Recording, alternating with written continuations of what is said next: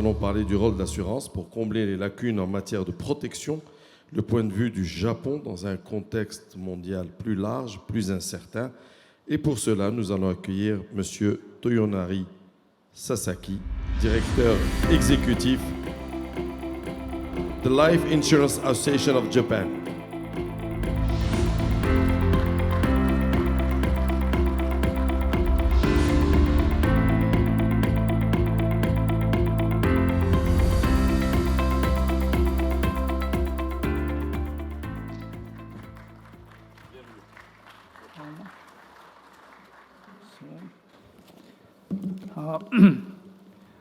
Merci, Monsieur Golfi, de m'avoir présenté aussi gentiment. Je suis Toyonari Sasaki, directeur exécutif représentatif du LIAJ.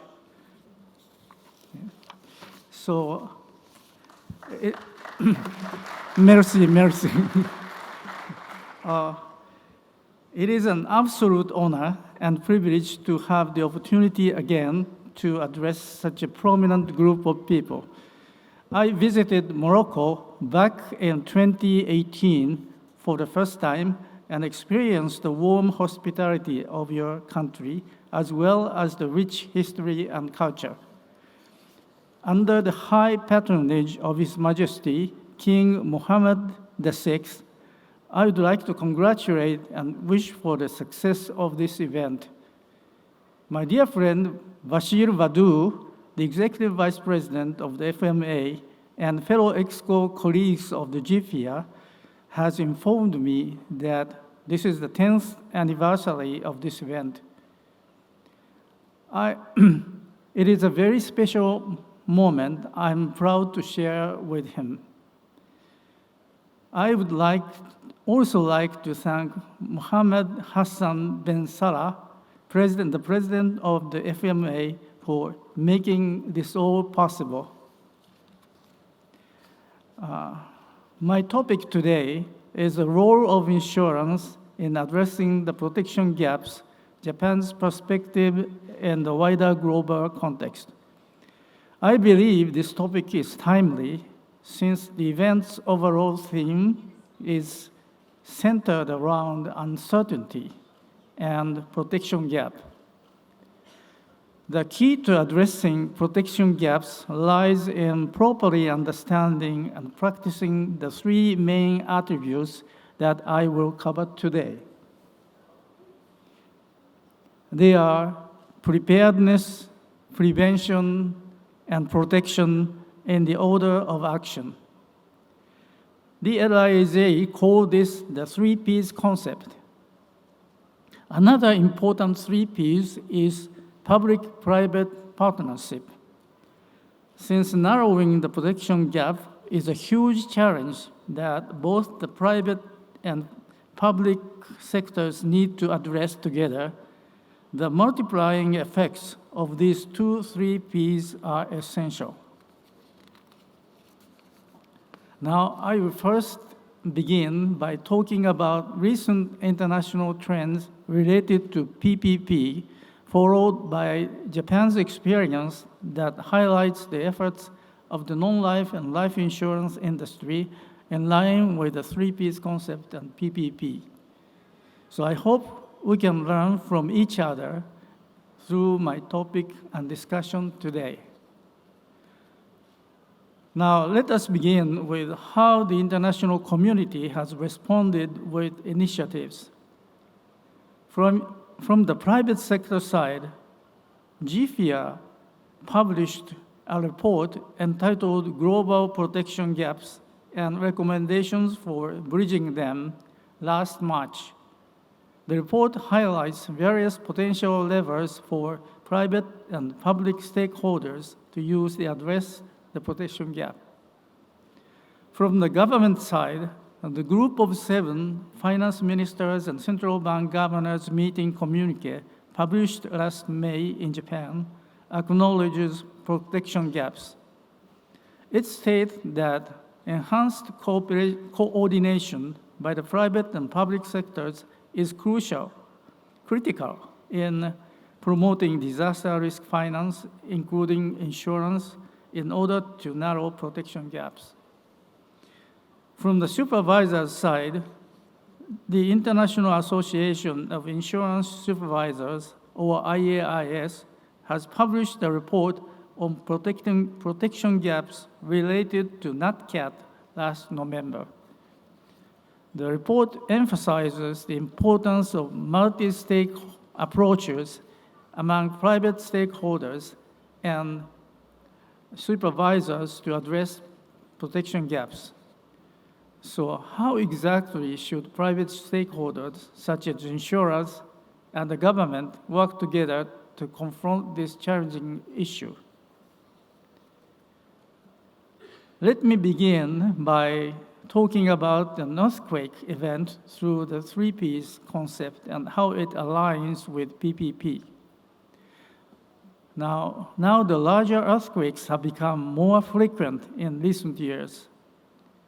Marrakesh experienced the major earthquake last year, and I pray for the people for full recovery. For Japan, the Noto Peninsula earthquake occurred on New Year's Day, and it was much more devastating than initially observed. We saw damages and human casualties steadily increase over time. This was especially a challenging moment of the Japanese people. In Japan, the New Year's holiday is very special. Most Japanese people take several days off to be with their family to ring in the new year. Now, aside from the Noto Peninsula earthquake, Japan has experienced other major earthquakes in the past. And because of these experiences accumulated over the decades, Japan has had time to build resilience in the public and private sectors. Could anyone guess how many times per year Japan experiences major earthquakes above a magnitude of 6? As a matter of fact, in the past decade, earthquakes above the magnitude of 6 occur 17 times per year in Japan. Now, let us look at how preparedness works. For the public sector globally, fire evacuation practice seems to be a common way to encourage preparedness. Japan also set September the 1st as Disaster Prevention Day that involves school children and companies doing earthquake evacuation practice. This September the 1st commemorates the Great Kanto earthquake of 1923, about 100 years ago, which caused massive destruction and killed over 100,000 people. It is also held during the week-long campaign to promote the understanding of prevention and preparedness related to Nat Cat events. Insurers also support promoting preparedness by providing useful information. Next, in terms of prevention, the government works as the first line of defense to prevent and mitigate the initial and further economic loss. This is mainly done through enforcing strict building codes and designating disaster risk areas, as well as offering reinsurance for the public-private earthquake insurance. Japan's latest building codes set strict standards to prevent buildings from collapsing in the event of the largest earthquakes. Knowing disaster risk area leads to strong homes in safer locations. This also allows insurers to work with the government to underwrite earthquake risks. However, the structural damages caused by the Noto Peninsula earthquake have led to discussion about the government to consider reviewing the building codes for better earthquake resistance. As for protection, reinsurance is an essential factor. The government reinsures a portion of the residential earthquake insurance policies provided by insurers in Japan. As large-scale earthquakes generally require an enormous amount of payments, this enables private insurers to offer earthquake protection to people. Private insurers will pay the overall combined damages up to about $2.3 billion for a single earthquake event. Any damages above $2.3 billion will be paid by the government up to about $77 billion. As the government and insurers work together, this enables the uptake of residential earthquake insurance in Japan.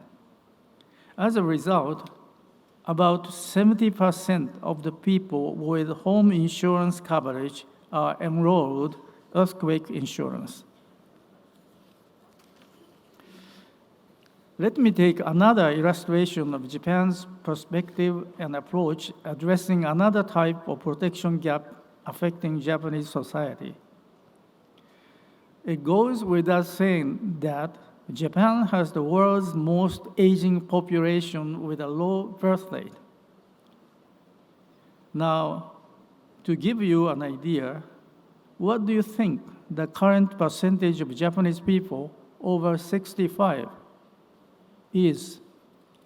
15% or 20%? The answer is around 30%, and Morocco, 8%. This shows how young Morocco's population is and how Japan's population is aging. It is a demographic issue that at some point every country needs to confront. This means that there is a possibility of increasing need for medical and long-term care protection, and the retirement income gaps may become more pronounced as well. Japan, of course, has arrived at this point a lot earlier than most countries and has plenty to offer in terms of experience and expertise full of empirical advice. Let us start again with addressing preparedness in this section. The government and industry have established the Japan Financial Literacy and Education Corporation that aims to promote financial and insurance-related literacy. This would encourage more people to understand how to make better financial and insurance-related decisions in life, leading to greater preparedness. But having said that, it is crucial to continue to proactively reach out to the people with the right tools and information, focusing on raising awareness. As for prevention, one notable effort in the public and private sector is promoting healthy living as a form of prevention. Life insurers in Japan are particularly keen on encouraging policyholders to live a healthier life. They do so by providing incentives to lower premiums if policyholders change their lifestyles for the better.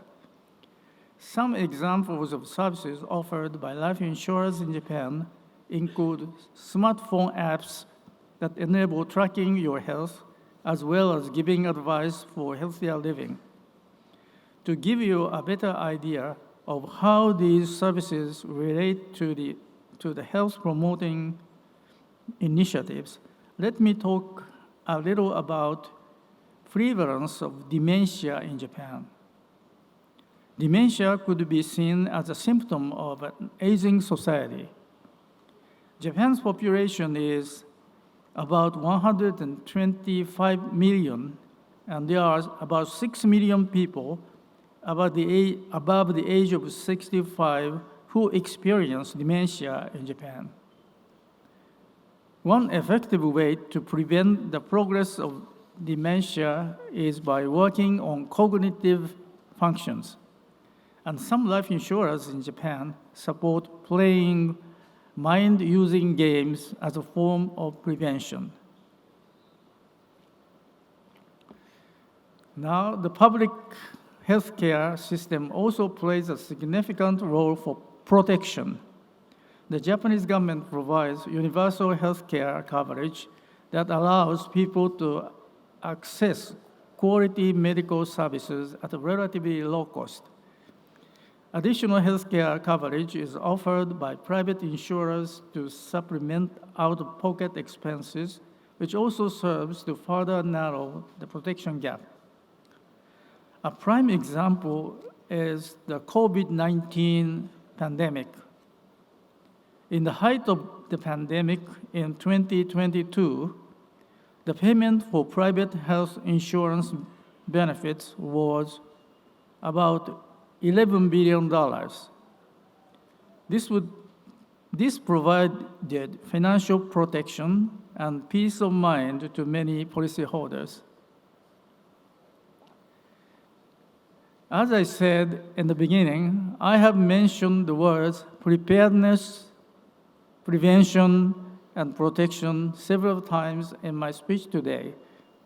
The LIAJ considers these as the main attributes that constitute our 3Ps concept, underlying the foundation and role of insurance in society.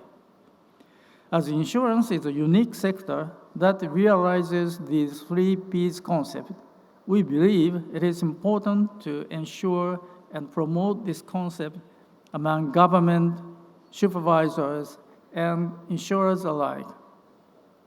This will enable the public and private sectors to work closely to reach a viable solution addressing protection gaps that benefits the society as a whole.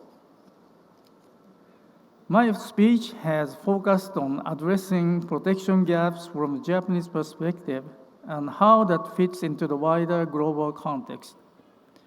I hope the examples and the illustrations considering the 3Ps concept and PPP offer a possible way to address the challenges of current and future protection gaps. Thank you very much for your time today. Thank you so much, Mr. Sasaki, for your speech and giving us some perspectives about the Japanese market and how do you address this kind of challenges.